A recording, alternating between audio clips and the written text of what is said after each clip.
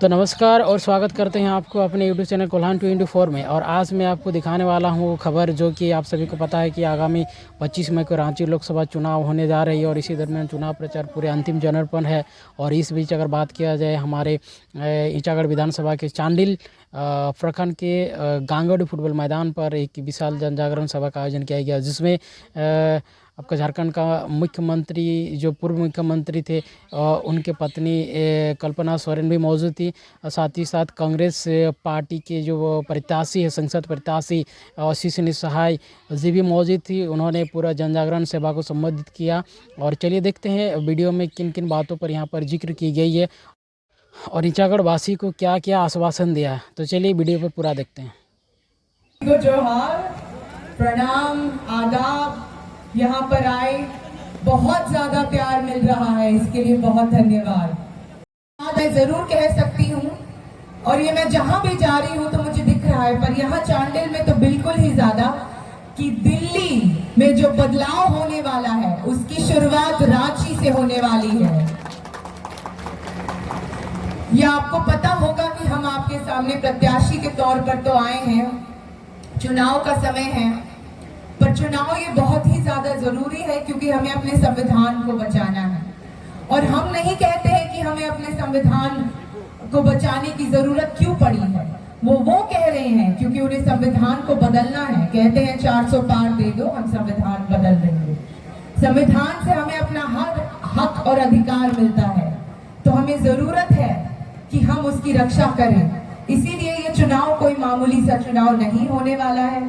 ये चुनाव ऐसा चुनाव है जहां जनता लड़ रही है सामने वाली शक्ति के साथ। और अगर जनता जनार्दन ने ये चुनाव तय कर लिया कि इस बार हमें अपना प्रधानमंत्री चाहिए, तो कोई भी नहीं रोक सकता कि आप अपना प्रधानमंत्री बना लें। इस बार आपका समर्थन और आशीर्वाद चाहिए, और ये चाहिए कि जब आप वोट का बटन दबाएं 25 मई के दिन, तो आप दिखा दें कि आपको झुठलाया जा नहीं सकता, आपको बरगलाया जा नहीं सकता, आपको भेदभाव और नफरत की भावना से जो बहकाने की कोशिश हो रही है, आपको असलियत दिख रही है और आप इस बार बदलाव चाहते हैं। क्या आप चाहते हैं बदलाव? बहुत धन्यवाद। मैं अगर थोड़ा सा बात करूं तो यहाँ पर हम चांडिल में आए हैं। यहाँ पर सबसे बड़ा मुद्दा ये रहा है, 18 साल बीजेपी की सरकार रही है, विकास के बहुत सारी कोशिशें भी की गई थी, पर कोई भी योजना फेल हो जाती है। ये सबसे बड़ी बात है कि योजनाएं नहीं काम करती हैं, और साथ ही में जो विकास करने की बात करते हैं वो विकास करते नहीं हैं। आप देखेंगे तो यहाँ पर सबसे बड़ा मुद्दा है आज के युवा और आज के जितने भी लोग यहाँ आए हैं, बेरोजगारी सबसे ज्यादा उनको त्रस्त कर रही है। बेरोजगारी चरम सीमा पार कर चुकी है। और साथ ही में यहाँ पुनर्वास का भी बहुत बड़ा मुद्दा है। जैसे कि चांडिल डैम की बात हो गई, तो अगर ना मुआवजा मिला है, ना जमीन मिली है, तो कहाँ जाएंगे हम? इसीलिए मेरे पिताजी ने भी बहुत अपनी आवाज उठाने की कोशिश की कि चांडिल डैम का जो मुद्दा था उसे कैसे आगे लेकर जाए और लोगों की जो परेशानी है उसका कोई समाधान ढूंढा जाए। पर जहाँ पे हम खड़े हैं, हमें ना अपनी जमीन तो ले ही ली, पर साथ ही में अगर मुआवजा भी नहीं दिया तो बेचारा कहाँ जाएगा? हम मनुष्य का जीवन तो जी रहे हैं, पर हमारी जो परेशानी है अगर उसका कोई सामने वाला समाधान ना ढूंढेगा और सिर्फ बरगलाने की बातें करेगा और बात करेगा विकास की, पर असलियत स्थिति क्या है जमीनी स्तर पर अगर कोई देखे तो कितना विकास हो पाया है?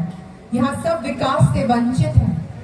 तो जरूरत है कि आपकी आवाज कोई उठाए, और ये चुनाव आप इसीलिए चुनने वाले हैं अपने सांसद को जो आपकी आवाज उठा पाएगा। मैं आई तो हूँ यहाँ पर, पहली बार तो नहीं, बहुत बार आई हूँ, पर आपके सामने अगर पहली बार आई हूँ तो ये जरूर कहूंगी कि मुझे एक मौका दीजिए कि आपकी बेटी और बहन आपकी आवाज बन सके और आपकी आवाज को बुलंद कर सके।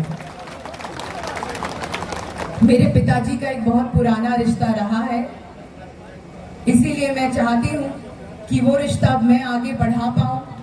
हमारी जैसे ही इंडिया गठबंधन की सरकार आएगी तो आपकी परेशानी के समाधान पे जो भी कार्य होगा उसमें मैं अपना पूरा सहयोग भी दूंगी। और साथ ही में हमारी जब सरकार आएगी तो ऐसी बहुत सारी योजनाएं हैं जो हम तुरंत ही लागू करेंगे। जैसे महिलाओं को 1 लाख रुपए देने की बात, 1 लाख रुपए सालाना महिलाओं के खाते में देंगे। मजदूरी के लिए 400 रुपए दिन के मनरेगा में देंगे। किसानों का कर्ज माफ करेंगे और जिस दाम पर धान बिकता है उसकी भी कानूनी गारंटी लाएंगे। तो ऐसी बहुत सारी योजनाएं हैं जो कांग्रेस इंडिया गठबंधन की सरकार लानी चाहती है। आप लोगों का समर्थन चाहिए, प्यार चाहिए, आशीर्वाद चाहिए। अपनी बेटी के हौसले को बुलंद करिए ताकि हम आपकी आवाज को बुलंद कर सके और अपनी सरकार बना सके। बहुत धन्यवाद। जेल का ताला टूटेगा। धन्यवाद।